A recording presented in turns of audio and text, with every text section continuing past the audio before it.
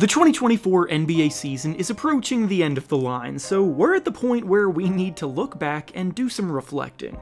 Everything that has gone down has been in the making for a while, and a lot of decisions have gone into these teams having the years that they've had, both for better and for worse. Some teams have executed their plans to perfection, and others have done the opposite, and that brings us to today's video. Today we're going to be discussing the 4 biggest regrets of the 2024 NBA season, being the things these teams or players wish they did differently in hindsight after they proved to be massive mistakes. Before we start though, it turns out a good amount of you watching right now aren't even subscribed to the channel, so if you enjoy the content, consider hitting the subscribe button, as not only does it help out a ton, but I'd also very much appreciate it. Now with that being said, let's begin.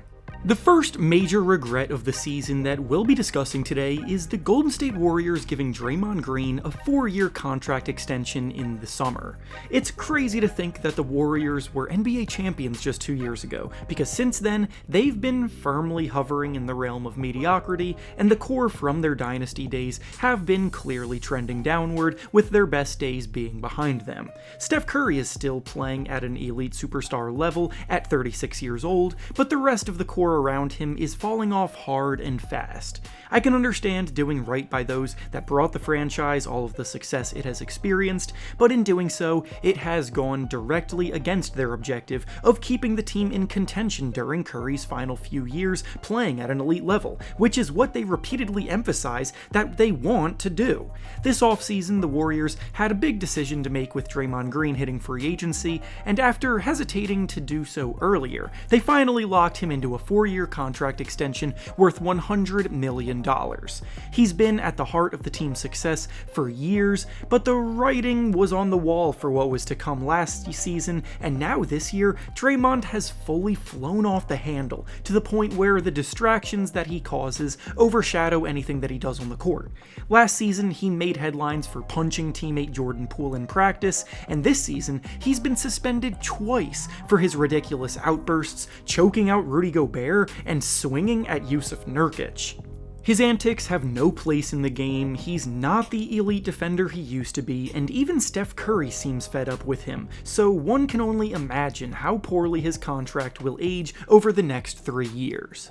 The next big regret of the season we'll be discussing today is the Philadelphia 76ers deciding to play Joel Embiid through his knee injury in January.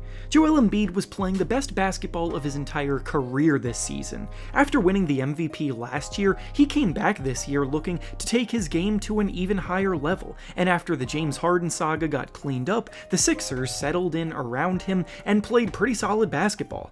Embiid was averaging about 35 points, 11 rebounds, and 6 assists per game, with the points and assists being career highs. He had the Sixers in 3rd place in the Eastern Conference standings, and the team as a whole, when he was healthy, was ranked in the top 10 of the league both offensively and defensively.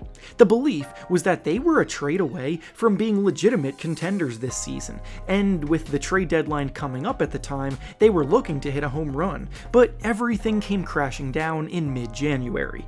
Embiid tweaked his knee in a game against the Pacers. He then missed the next game, which came against the Nikola Jokic-led Denver Nuggets, which then resulted in an insane witch hunt from fans and media claiming that he was ducking. He then tried to play through his knee injury 2 games later against Golden State, looked visibly banged up the entire game, and then the finishing blow happened when Jonathan Kuminga landed on his knee and injured it even further, causing him to have missed the last 2 months of play.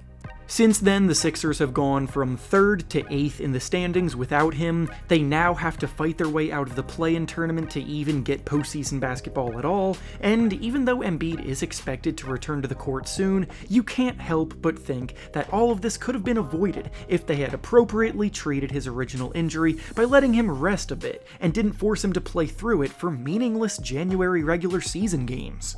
The next big regret from the season that we'll be discussing today is the Milwaukee Bucks botching their head coaching decision twice. The Bucks fired head coach Mike Budenholzer after the 1-seed Bucks were eliminated in the first round of the playoffs last year. This is a Bucks team with championship aspirations and a roster with the talent to make that kind of noise, especially after trading for Damian Lillard, but they've messed up in the process of replacing Budenholzer twice now.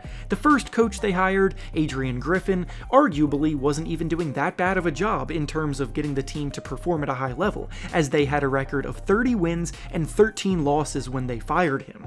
They were getting results even if there were points where they weren't always the prettiest wins in the world. Defensively, the team definitely had a lot of work to do, and there were also plenty of reports that Griffin and Giannis Antetokounmpo didn't necessarily see eye to eye, so if that's the justification for firing him in the middle of the season, then so be it. But to then bring in Doc Rivers of all people to take over is just a disaster waiting to happen. Doc Rivers' ability to skate by on the reputation that he got from winning a ring 16 years ago is incredible, because since then, no coach has accomplished less with more than he has. Since bringing Doc in, the Bucks have also been significantly worse, with a record of 16 wins and 14 losses since he's taken over, losing more games in a shorter amount of time than they had lost under Adrian Griffin. And the only reason why they're still in second place in the East right now is because every other team that could have challenged them there has suffered serious injuries, as the Cavaliers, Knicks, and 76ers are all very banged up. Doc Rivers consistently gets outcoached in big important playoff series, and if the Bucks were serious about going all the way, they would have known that he was not the one to get them there. And finally, the last big regret from the season we'll be discussing today is the Los Angeles Lakers keeping their first-round pick in the draft and using it to select Jalen Hood-Schifino. This offseason, the Lakers had a lot of big decisions that needed to be made. After making a run to the conference finals last year, they clearly wanted to build on that momentum and brought back most of the same players from the core that turned their season around. In order to get back to the finals, though, they clearly needed a little bit more, and were not ready to rebuild yet while they still have a few years left of LeBron James performing at a high level. Because of this, their first-round pick, which was 17th overall in the 2023 draft, was seen as a pretty obvious trade chip they had at their disposal, because mid-first-round picks hold a ton of value on the trade market, and could have definitely landed them an impactful role player. Instead, though, they not only chose to keep the pick, but they used it to select a raw talent in Jalen Hood-Schifino, who was obviously a few years away from contributing at the NBA level consistently. Jalen has appeared in 21 games this year and is averaging 1.6 points per game. To add insult to injury, the next three players picked immediately after the Lakers in the draft were Jaime Jaquez, Brandon Pajemski, and Cam Whitmore, who will all likely be named to the All-Rookie team this season and have shown a ton of promise throughout the year. To summarize, the Lakers are now in 9th place in the West, and instead of putting their available assets to use for their current goals, they spent it on a player contributing nothing to them and passed on 3 rookies that could have actually been a part of their rotation.